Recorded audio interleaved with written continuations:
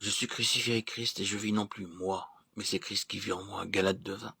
L'apôtre souhaite ardemment que ses auditeurs soient aussi enrichis d'une pleine certitude de l'intelligence pour connaître le mystère, Colossiens 2:2, qui lui a été révélé, Éphésiens 3:3. Il viendra pour être glorifié dans ses saints, au milieu de tous ceux qui croient, 2 Thessaloniciens 1:10. C'est que Dieu appelle toutes les nations à participer aux richesses qui sont en Christ. Et lui, Paul, a été choisi pour le leur annoncer.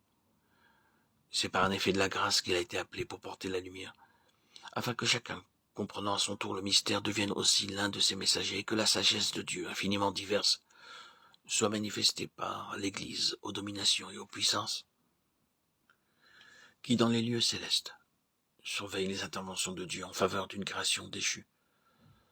L'apôtre a reçu cette révélation de Christ en lui, pour qu'il l'annonce, écrit-il aux Galates. Et il fait précéder sa déclaration, Christ vit en moi, de cet autre. J'ai été crucifié avec Christ, montrant par là que la révélation du mystère, Christ en nous, est liée à notre union avec lui en sa mort. Dès que nous avons compris cet ultime message du calvaire et ses répercussions dans notre vie quotidienne, toute la pensée de Dieu à notre égard se déroule à nos yeux dans son harmonieuse beauté. Quel idéal serait trop élevé désormais, puisque je n'ai plus qu'à faire place au Seigneur, pour qu'il atteigne cet idéal en se servant de moi. Quel ordre pourrait être au-dessus des forces du serviteur, puisque le Christ lui communique sagesse, puissance et toutes les forces nécessaires aussi longtemps qu'il reste crucifié avec son Sauveur. C'est la puissance même de Dieu qui maintenant anime sa vie. Et tandis qu'il fait quotidiennement l'expérience joyeuse de la vie de Christ en lui, toutes choses lui paraissent autres. Son horizon se déplace. Avec l'apôtre Paul, le disciple extasié et triomphant s'écrie alors « J'ai compris le secret, je suis initié au mystère. Je puis toutes choses par lui. » Philippiens 4, 12, 13.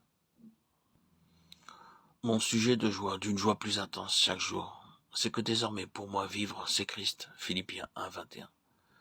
Mon témoignage, c'est que je n'oserais parler de quoi que ce soit que Christ n'ait pas accompli en moi. Romains 15, 18. La source de mon énergie, c'est le secours de sa force qui agit puissamment en moi. Colossiens 1, 29. Vie bénie où le racheté marche par la foi au Fils de Dieu, parfait repos, bonheur sans mélange, liberté absolue. L'âme a toute chose lorsqu'elle a compris le secret de son roi. Quelqu'un pensera peut-être l'aboutissement de toutes ces expériences successives semble être un état de non-être. Il semble que Paul soit devenu un automate, sans volonté, sans individualité. Non pas. L'apôtre nous dit qu'il est crucifié et ajoute aussitôt « et cependant je vis ». Il ne s'est pas mué en cadavre, il vit. Il a toujours ses sentiments, ses désirs, ses espérances. Il vit d'autant plus intensément qu'il est mort à l'esclavage du péché, lequel émousse et atrophie l'être tout entier. Maintenant, toutes ses facultés sont affranchies, vibrantes, vivantes, ultra-sensibles, non pour transmettre, comme autrefois les émotions égoïstes, tout ce qui a trait à la recherche du moi et à l'amour du moi, mais pour manifester l'amour et la vie de Christ, lequel maintenant vit en lui.